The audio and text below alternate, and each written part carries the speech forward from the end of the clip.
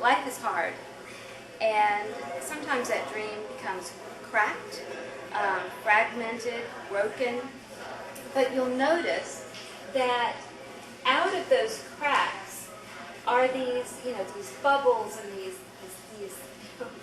dots in this life, and it's actually out of our very woundedness that a message of hope is given to others, because people, I think, are really touched the deepest when they hear your story of how you triumphed over your pain, how you pressed through your difficulties, and that's what really encourages people. So it's that life that comes out of the brokenness. And then the two hands, they're actually two different hands, slightly two different skin tones, and to me they represent the idea of community, the idea of a lot of times in our brokenness that it's actually people around us that can help in the healing process if we allow that. There's an availability for dreams. There's no scarcity of dreams. Dreams are there for the taking, for the partaking, and so just that feeling of sitting down and having a cup of tea, it's just very reassuring, very, comforting. Here, sit down, have a cup of dreams. When we begin to tap into our dream and begin to explore our dream and get to a point where we're starting to see that there's this abundance, there's this opening up, and this idea that there's exceedingly abundantly above and beyond all we could ask or think, this overflow, and that our dreams are not stingy, but they're abundant. Everybody's had this experience that you have an idea, you have a vision, you're excited about something, and lo and behold, you start talking to somebody and they have the same idea, the same vision, or one that complements it, and you get to talking and you have this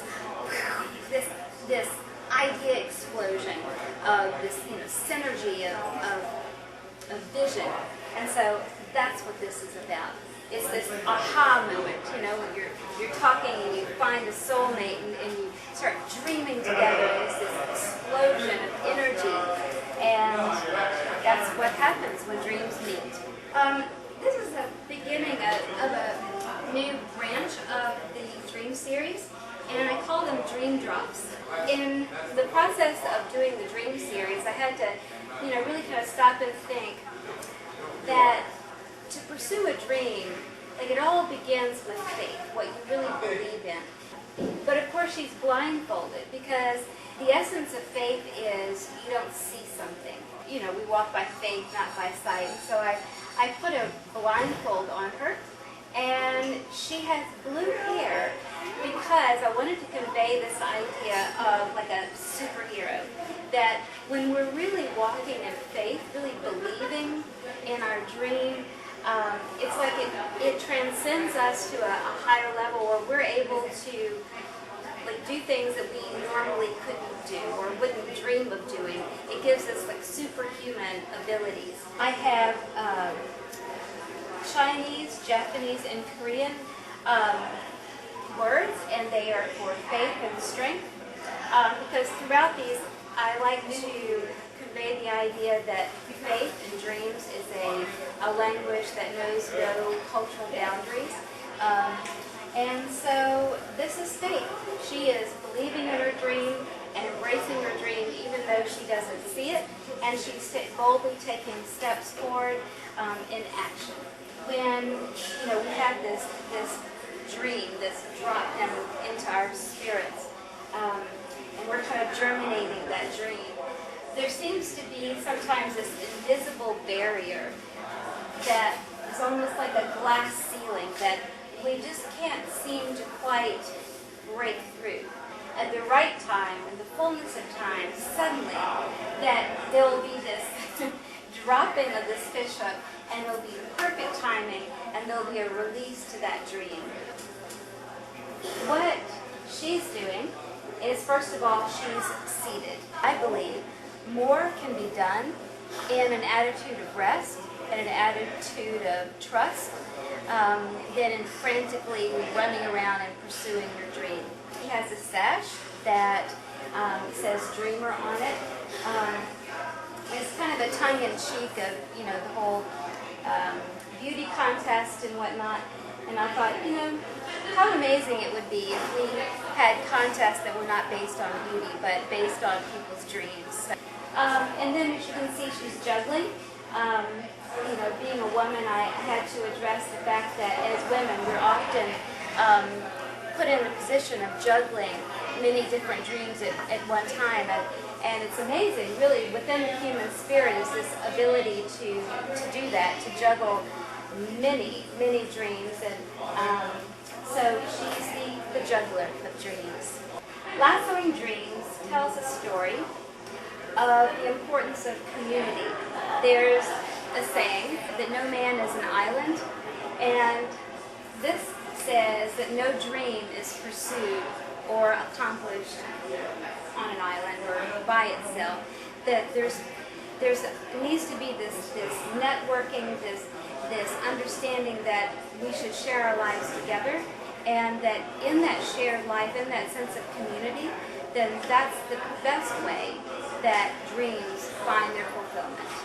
I've noticed that people who are really alive with a dream, that they're passionate about what they're pursuing, that two things happen. One is they have this energy that just like radiates around them, and it's like they spread this contagious disease of dreaming. And it's like, you know, when you're in their presence, you just get caught up, that you just really believe like anything is possible. And so there's this outward radiating, but there's this other thing that happens in the power of dreams, is that to the person who's really living out their dream, living out their passion, or at least pursuing it, that there's an attraction, that things just begin to like appear to them, and so it's this radiating and this drawing. It's like a pulsing, an ebb and a flow of life to the person that is living out their dream or pursuing their dream. She represents the person who is carrying a dream in their heart and their spirit, and if, you know, anyone who's carrying a dream, it's really like you are pregnant with it, that you've conceived this idea and you're just like carrying it. To the person that is carrying the dream, that it has to be protected by two things. One is your actions. What you do can either, you know, help nurture that dream, or it can hinder it. So her hand is on that dream like she's nurturing it, she's protecting it from harm. And then the second thing is it has to be protected in your mind, in your thoughts. And so that's why I've done these curved lines around her head. I know it looks like she's a Madonna figure, but actually the reason I did it was to symbolize the idea of guarding the mind and guarding the thoughts, because really that's where the battle lies, is in our thought life. And sometimes we're our own worst enemies when we're trying to pursue our passion and our dream. Dreams are planted kind of in the dark recesses of our soul, a place that doesn't really get a lot of light exposure. It's like it starts like with this germinating idea that pulses deep down within our hearts. And oftentimes that dream is planted so deeply that it seems like it'll never grow, because there are all these strata of circumstances, of opposition, of difficulties, and it seems like it will never ever happen. But I kind of get these little dotted things in here, and to me these represent thoughts of hope, thoughts of faith, believing. They kind of feed this dream. And because the dream is alive, that just like a blade of grass has the power to push through cement, it pushes through all these strata and it pops out. I purposely drew the heads of the little baby dreams with their heads bowed, because I believe, it's my experience, that when a person goes through this process and really watches a dream that's been buried, pressed through the layers of circumstances, that it breeds a real humility, that the dream that gives expression to itself is cloaked in humility and not a pridefulness or an arrogance. And so this is where dreams grow.